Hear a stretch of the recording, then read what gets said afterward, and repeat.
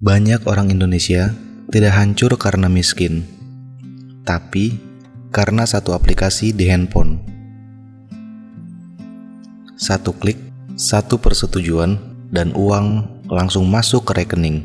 Buat sebagian orang, itu terasa seperti pertolongan.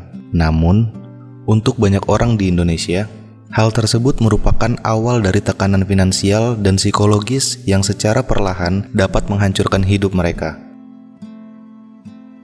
Video ini bukan untuk judgmental ataupun menghakimi, bahkan tidak bermaksud menyalahkan siapapun, namun untuk mengajak kita melihat pinjaman online apa adanya. Kalau pinjaman online cuma soal uang, ceritanya mungkin selesai di angka. Tapi kenyataannya tidak. Banyak penelitian di Indonesia yang menunjukkan orang yang terjerat pinjaman online bukan hanya mengalami masalah finansial, tapi juga tekanan mental yang serius. Karena uang itu bukan cuma alat bayar, uang juga menyangkut rasa aman, harga diri, dan ketenangan pikiran. Saat uang jadi sumber ancaman, mental manusia juga ikut down. Pinjaman online laku keras bukan karena orang bodoh, namun karena ia menawarkan jalan pintas di saat orang sedang terdesak. Tidak perlu jaminan, tidak perlu tatap muka, tidak perlu berpikir panjang. Masalahnya, ketika manusia berada dalam tekanan ekonomi, otak kita cenderung fokus pada satu hal: bertahan hari ini. Konsekuensi jangka panjang seringkali tidak terlihat.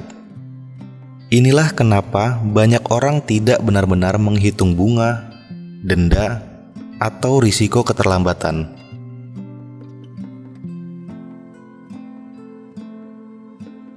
Masalah terbesar pinjaman online bukan di pinjaman pertama. Masalahnya ada di pinjaman kedua, ketiga, dan seterusnya.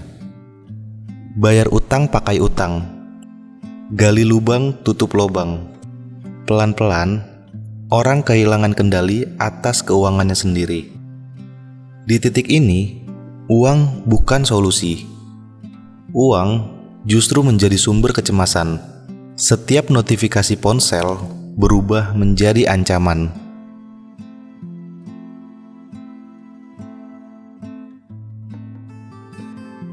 Yang jarang dibicarakan adalah teror mental dari pinjaman online. Telepon berkali-kali, pesan bernada tekanan, rasa takut setiap kali ponsel berbunyi, tubuh bereaksi, jantung berdebar, sulit tidur, pikiran tidak tenang. Psikologi menjelaskan, stres yang terjadi terus-menerus bisa berubah menjadi gangguan kecemasan, bukan karena orangnya lemah, tapi karena tekanannya nyata. Dalam banyak kasus, tekanan ini membuat seseorang menarik diri, merasa malu, dan merasa sendirian. Ada titik di mana tekanan tidak lagi sehat. Ketika seseorang merasa terjebak, tidak punya jalan keluar, dan kehilangan harapan. Dalam berbagai laporan dan penelitian, kondisi ini dikaitkan dengan perilaku menyakiti diri dan keputusan ekstrim. Ini bukan cerita sensasi. Ini realita yang benar-benar terjadi. Dan inilah kenapa pinjaman online tidak bisa dipandang hanya sebagai produk keuangan.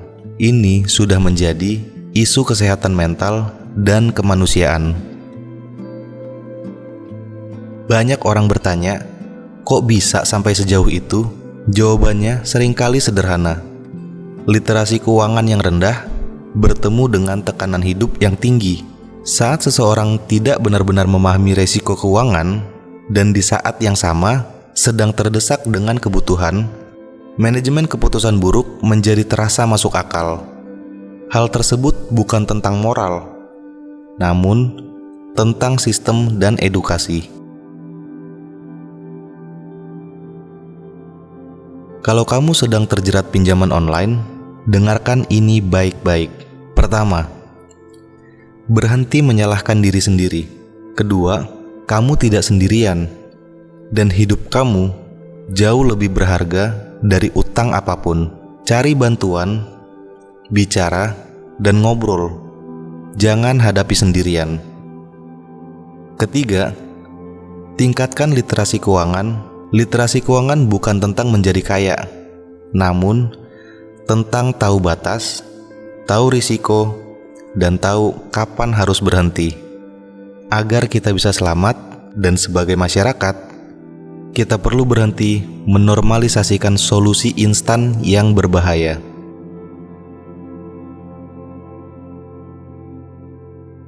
Pinjaman online menjanjikan solusi cepat, namun solusi cepat seringkali dibayar mahal oleh kesehatan mental. Dan sekali lagi, kalau kamu sedang terjerat pinjaman online, dengarkan ini baik-baik. Hidup kamu lebih berharga dari utang apapun. Dan kalau kamu tidak sedang mengalaminya, video ini mungkin bukan untukmu, tapi bisa jadi untuk menyelamatkan orang lain. Kamu bisa bagikan video ini. Kita tidak bisa menyelamatkan semua orang, tapi kita bisa mulai dari satu. Bersama, kita pulih, kita bertumbuh. Oke, sampai ketemu di video selanjutnya. Tetap penasaran, tetap belajar, dan tetap waras menghadapi dunia yang penuh informasi yang simpang siur.